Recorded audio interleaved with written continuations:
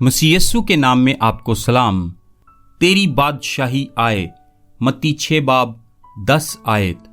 लफ्ज मसीह का मतलब है मसाशुदा, बादशाहत और हुक्मरानी जिसका हक है। आपके लिए इस बात को समझना बेहद जरूरी है कि खुदा के मंसूबे का महवर एक शख्स है। उस शख्स के बगैर खुदा का मंसूबा नामुकम्मल है। तारीख भी उसी शख्स पर मरकूज है, वो शख्स जो दोबारा आएगा और बादशाहों के बादशाह और खुदावंदों के खुदावंद के तौर पर बादशाही करेगा। इसराइल की भी यही उम्मीद थी, कलीसिया की भी यही उम्मीद है और पूरी दुनिया की भी यही उम्मीद है। यीशु बादशाह आकर तारीख की तकमील करेगा।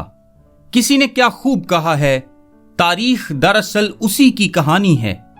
तारीख खुदा के निजात बख्श काम के मंसूबे को मसीह यीशु की शख्सियत में जाहिर करती है। अब हम उस मकाम की जानिब बढ़ रहे हैं जहां मसीह इख्तियार कुल रखता है।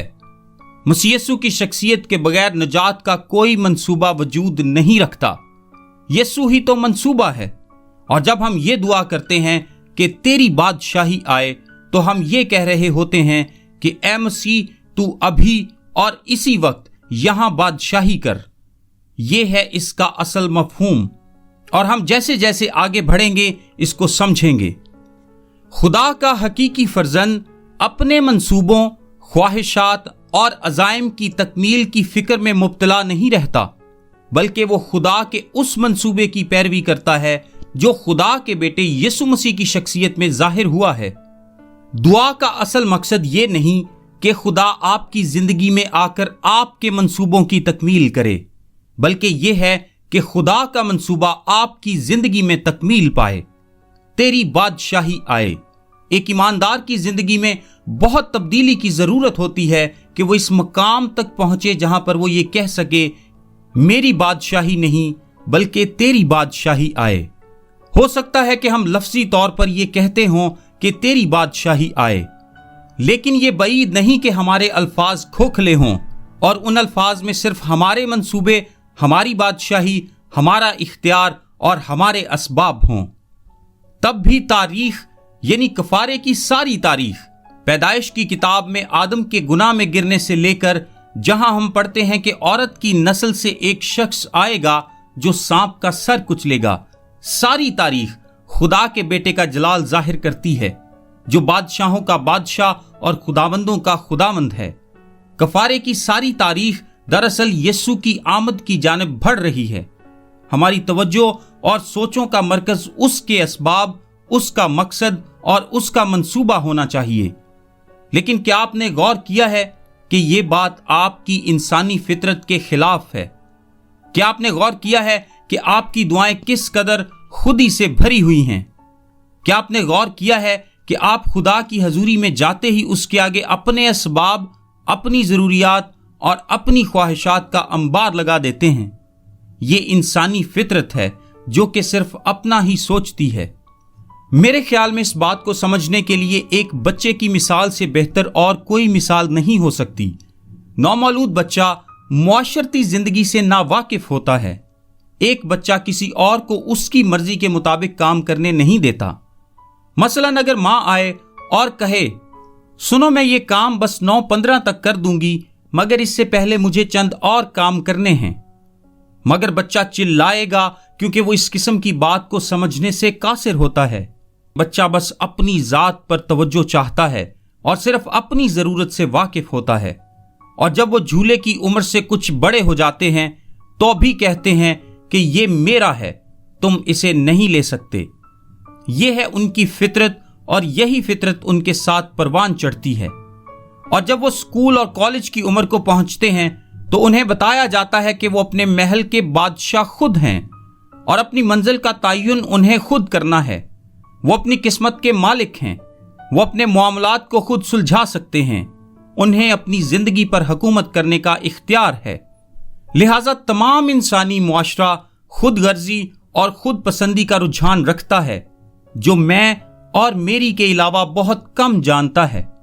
सो जब खुदा किसी की जिंदगी में आता है और खुदा के कलाम के मुताबिक हुक्म मिलता है कि जब तुम दुआ करो, तो ये मैं और मेरी नहीं है, बल्कि ये है तेरा नाम पाक माना जाए, तेरी बादशाही आए, तेरी मर्जी पूरी हो।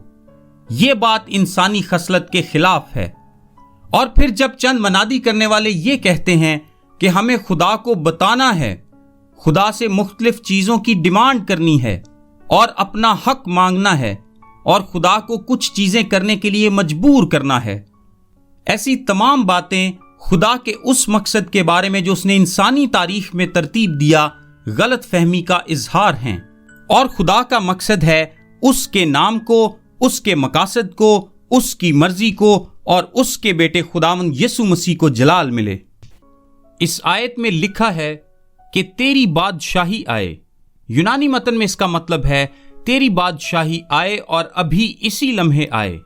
इस बादशाही के आने में हमारा क्या किरदार है? इस दुआ का जवाब क्या हो सकता है?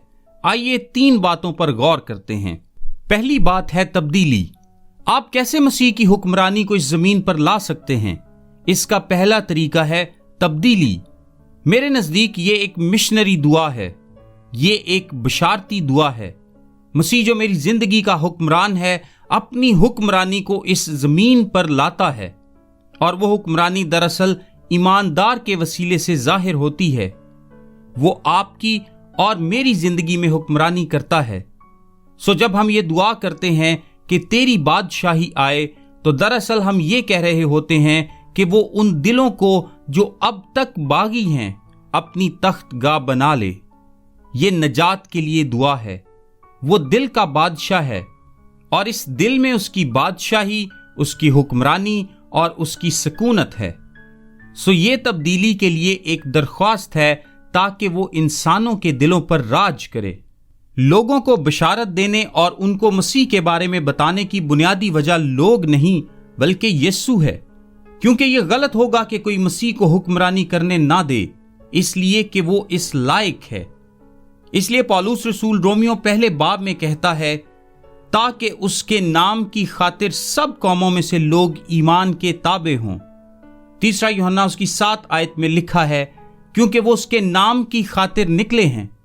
मसीही बनने का मकसद उसके नाम को और उसकी बादशाही को इज्जत और जलाल देना है। सो खुदा की बादशाही का आगाज दावत देने से होता है। मत्ती 22 बाब में यीशु ने कहा, आसमान की बादशाही उस बादशाह की मानिंद है जिसने अपने बेटे की शादी की और अपने नौकरों को भेजा कि बुलाए हुओं को शादी में बुला लाएं, मगर उन्होंने आना ना चाहा। सबसे पहले नंबर पर हमें इसकी कदर करना है। मत्ती की इंजील के 13वें बाब की 44वीं आयत में यीशु मसीह ने फरमाया, आसमान की बादशाही खजाने की मानिंद है। खुदा की बादशाही अनमोल है, ऐसी कि हम उसकी कदर कीमत का अंदाजा नहीं लगा सकते और हमें इस सबब से उसे हासिल करने की हर मुमकिन कोशिश करना चाहिए। हमें उस बादशाहत को हासिल करना है। हम ईमान से उसे हासिल करते हैं, ना कि जुबानी जमा खर्च से। बहुत से कहेंगे, ए खुदावंद, ए खुदावंद, लेकिन वो आसमान की बादशाही में दाखिल नहीं हो पाएंगे। मालो दौलत से भी इसे पाना नामुमकिन है। लिखा है, ऊंट का सुई के नाके में से निकल जाना इससे आसान है कि दौलतमंद खुदा की बादशाही में दाखिल हो। आपकी अपनी रास्तबाजी भी आपको इस बादशाहत में नहीं पहुंचा सकती, क्योंकि लिखा है, मैं तुमसे सच कहता हूं कि अगर तुम्हारी रास्तबाजी फकीहों और फरीसियों की रास्तबाजी से ज्यादा ना होगी तो तुम आसमान की बादशाही में हरगिज दाखिल ना होगे। फिर सवाल यह है कि बादशाही में दाखिल कैसे हुआ जा सकता है? ईमान से। बादशाही में दाखिले की दावत को कबूल करना, अपनी आजाद मर्जी का इस्तेमाल करते हुए अपने गुनाहों से तौबा करना, मसीह के खुदावंद होने का इकरार करना और उस बातनी मोजज़े का तजर्बा करना। और आपको पूरे दिल से उसकी तलाश करना है, क्योंकि आपको उसकी कद्र है। सो आपकी जिंदगी में बादशाही तब आती है जब आप तब्दील होते हैं। आइए एक और पहलू पर गौर करते हैं। बादशाही अज़्म और साबित कदमी से आती है। अगर हम पहले ही से मसीही हैं तो इसका इतलाक हमारी जिंदगियों पर कैसे होता है? मैं खुदावंद से क्या कह सकता हूं? अगर वो पहले ही से मेरे दिल पर हुक्मरानी करता है तो मैं उसे और क्या कह सकता हूं? آپ کو صرف یہ کہنا ہے کہ وہ خداوند ہے اور وہ حکمرانی کر رہا ہے۔ ہماری روزمرہ مسیحی زندگی میں ہمیں اس کی حکمرانی کے آگے سر تسلیم خم کرنے کی ضرورت ہے۔ یہ ہے عزم اور ثابت قدمی، جہاں میں ہر روز یہ کہوں کہ تو خداوند ہے۔ ایک ایماندار کے دل میں ہمیشہ یسوع مسیح کے خداوند ہونے کے سامنے سر تسلیم خم کرنے کا جذبہ موجود رہنا چاہیے۔ پولس رسول رومیو 14:17 میں مسیحیوں کو یہ لکھتا ہے، کیونکہ خدا کی بادشاہی کھانے پینے پر نہیں بلکہ راست بازی اور میل ملاپ اور اس خوشی پر موقوف ہے جو روح القدس کی طرف سے ہوتی ہے۔ خدا کی بادشاہی کوئی خارجی عنصر نہیں ہے۔ وہ کہتا ہے کہ خدا کی بادشاہت راست بازی ہے، سلامتی ہے اور روح القدس میں شادمانی ہے۔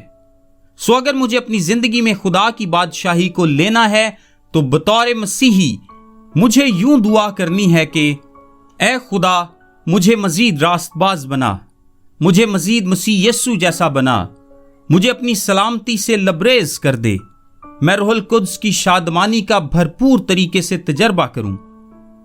جب میں اپنے آپ کو روح القدس کی ان خوبیوں کے حوالے کر دیتا ہوں جو وہ مجھ میں پیدا کرنا چاہتا ہے، تو دراصل میں یہ دعا کر رہا ہوں کہ مسیح کی حکمرانی میری زندگی میں پورے طور سے ظاہر ہو۔ بادشاہی خداوند یسوع مسیح کی آمد ثانی کی صورت میں آئے گی۔ میرا ایمان ہے کہ ایک دن آسمان کھل جائیں گے اور یسوع مسیح زمین پر اتر کے زیتون کے پہاڑ پر اپنے قدم جمائے گا اور اس دنیا میں اپنی بادشاہت قائم کرے گا۔ مکاشفہ کی کتاب ہمیں یہ بتاتی ہے کہ اس 1000 سالہ بادشاہت میں وہ سب چیزوں کو درست کرے گا اور لوہے کے عصا سے حکومت کرے گا، اور بالآخر دنیا کو دعا کا جواب ملے گا۔ کسی شاعر نے کیا خوب کہا، اے خدا تیری بادشاہی آئے، اے مسیح تیری حکمرانی کا آغاز ہو، اپنے لوہے کے عصا سے گناہ کا زور ختم کر دے۔ میرے عزیزو، وہ دن آنے کو ہے جب وہ ایسا کرے گا۔ ہم صرف اس بات کے لیے دعا نہیں کر رہے کہ اس کی بادشاہی ان لوگوں کے دلوں اور زندگیوں میں قائم ہو جو اس سے ناواقف ہیں۔ ہم دعا گو ہیں کہ اس کی بادشاہت ہمارے دلوں میں اس بھرپوری سے قائم ہو جائے جس کے وہ لائق ہے۔ مگر ہم اس بات کے لیے بھی دعا گو ہیں کہ ایک دن وہ آ کر گناہ کے زور کو توڑے گا اور اس بدی سے بھرپور بگاڑ کی شکار لعنت زدہ دنیا کو بحال کرے گا۔ اس کو اس طور سے ہی ہونا ہے کیونکہ کلام مقدس کا یہی وعدہ ہے۔ میرے عزیزو، وہ جلالی دن آ رہا ہے، اور جب تک وہ جلالی دن نہیں آتا خداوند یسوع مسیح کی بادشاہی آپ کے درمیان ہے اور وہ اپنے لوگوں کے دلوں پر راج کرتا ہے۔ آئیے دعا کریں۔ اے باپ، تیرا شکر ہو کہ تو نے ہمارے الفاظ اور ہماری سوچ سے بڑھ کر ہم پر فضل کیا کہ تیری بادشاہی کا حصہ بنے۔ اس بات کا اندازہ لگانا ہماری عقل سے پرے ہے کہ تو نے کس طرح ہم پر فضل کیا، ہمیں نجات کے منصوبے میں شامل کیا اور پھر اس گناہ آلودہ دنیا کے لیے بادشاہ کے پیغام رساں بنایا۔ اے باپ، ہم تجھے بادشاہ تسلیم کرتے ہیں جو اپنے ابدی بیٹے یسوع مسیح کی صورت میں ظاہر ہوا۔ اسی کے جلال کے لیے ہم جیتے ہیں اور اسی کے جلال کے لیے ہم یہ دعا مانگتے ہیں۔ میرا نام تابش قاضی ہے اور یہ پیغام آپ کو ڈیلی ورسز کی جانب سے پیش کیا گیا ہے۔ ہم سوموار سے جمعہ یعنی ہفتے میں 5 دن انگلش، اردو اور آڈیو میں ایسے پیغامات واٹس ایپ سروس کے ذریعے بھیجتے ہیں۔ اگر آپ اپنے نمبر پر یہ سروس حاصل کرنا چاہتے ہیں تو ابھی اپنا نام اور شہر کا نام لکھ کر 0333 80 20 972 973 یا پھر 974 پر واٹس ایپ میسج کریں۔ خدا آپ کو برکت دے۔ آمین۔